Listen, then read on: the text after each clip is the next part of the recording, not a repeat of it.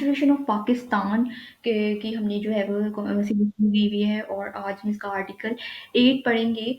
So article number 8 क्या है? Article number 8 जो है वो फंडामेंटल राइट्स के बारे में है। अब ये जो है फर्स्ट आर्टिकल ये हैं, अब ये फंडामेंटल राइट्स के शुरू हो गए हैं आर्टिकल।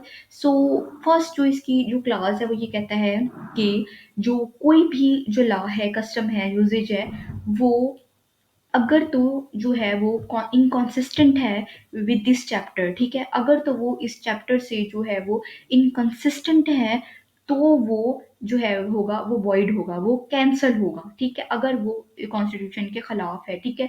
मतलब कि उसके बरअक्स है, वो उसके मुताबिक नहीं है, उसके पैरेलल नहीं है, तो वो वॉइड होगा। ऐसा नहीं है कि पूरा अगर हमने पूरा सारे ही लॉ होंगे, बल्कि अगर कुछ उसका सेक्शन जो है वो अगर जो है वो इनकॉन्सिस्टेंट है विद द कॉन्स्टिट्यूशन, तो वो वॉइड होगा। पूरा नहीं होगा, अगर कुछ सेक्शंस हैं, कुछ हिस्से हैं इनकॉन्सिस्टेंट, तो वो उसके मुताबिक उतने सेक्शंस के मुताबिक वॉइड होंगे जितना एरिया उसके अगेंस्ट है। सेकंड क्लॉज में ये कहते हैं कि state shall not be make any law which takes away और एब्रिजेस, कि स्टेट जो है, जो मुमलिकत है, जो वो ऐसा कोई कानून नहीं बनाएगी जो एक शहरी से उसके फंडामेंटल राइट्स छीन ले या फिर उसके फंडामेंटल राइट्स को महदूद कर दे, ठीक है? ऐसे जो है वो स्टेट कानून नहीं बनाएगी, ठीक है? मीन्स दैट उसके फंडामेंटल राइट्स, उसकी लिबर्टी को लिमिट कर दे, उसको उस पे पाबंदियाँ लगा दे कि वो आउट ऑफ कंट्री नहीं जा सकता, जिसकी लिबर्टी कि वो अपनी मर्ज़ी से कहीं नहीं जा सकता, इस तरह की लिबर्टीज़ जो है वो इसकी लिमिटेड कर दे। और इसके अलावा राइट टू लाइफ जो है, वो जो स्टेट है वो उससे नहीं छीन सकती, ठीक है?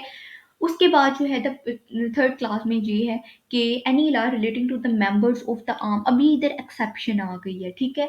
एक्सेप्शन इसलिए कि जो आर्म फोर्सेस हैं, जो कि पुलिस फोर्सेस हैं, अदर फोर्सेस हैं, वो उन पे ये इम्प्लीमेंट नहीं होता। क्यों नहीं होता? क्योंकि उनका काम जो है वो पब्लिक ऑर्डर को मेंटेन करना होता है। वो जो है वो उनके तो मुहाफिज होते हैं, ठीक है? लोगों की जिंदगियों के मुहाफिज तो होते ही हैं, क्योंकि वो कानून हकूक देते हैं लोगों को, ठीक है?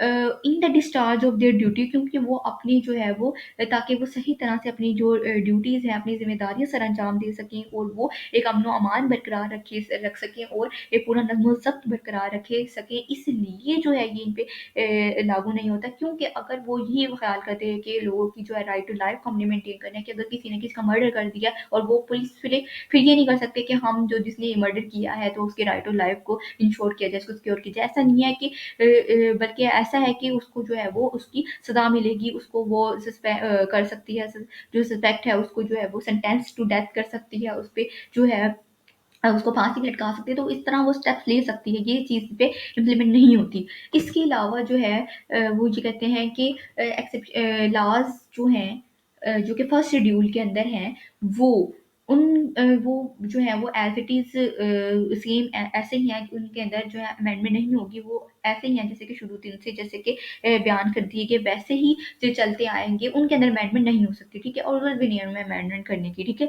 वो एज़ इट इज़ जो हैं वो जैसे कि फर्स्ट डे से उनमें दर्ज हुए हैं वैसे ही वो फ़ॉलो होंगे। बल्कि जो दूसरा जबकि दूसरा जो है कि उनके अलावा जो लॉ हैं, जो कि पार्ट 1 के 1 में है फर्स्ट शेड्यूल के, वो वाली लॉ उनमें क्या हो सकती है, उनमें उस बुनियाद पर वो वाइड होंगे अगर वो अगर इस बुनियाद पे वाइड नहीं होंगे कि ये कहा जाए कि वो इसके खिलाफ हैं, इस चैप्टर के खिलाफ हैं, वो इस बुनियाद पे वाइड नहीं हो सकते, ठीक है? जबकि पहले वाले हो सकते हैं, क्योंकि ये इस तरीके की जैसे कि मैंने आपको पहले ही बताया कि फंडामेंटल राइट्स जब जैसे कि किसी ने मर्डर कर दिया उसका, तो वो उसके हिसाब से जो है वो चेंजिंग आ जाती है, ठीक है?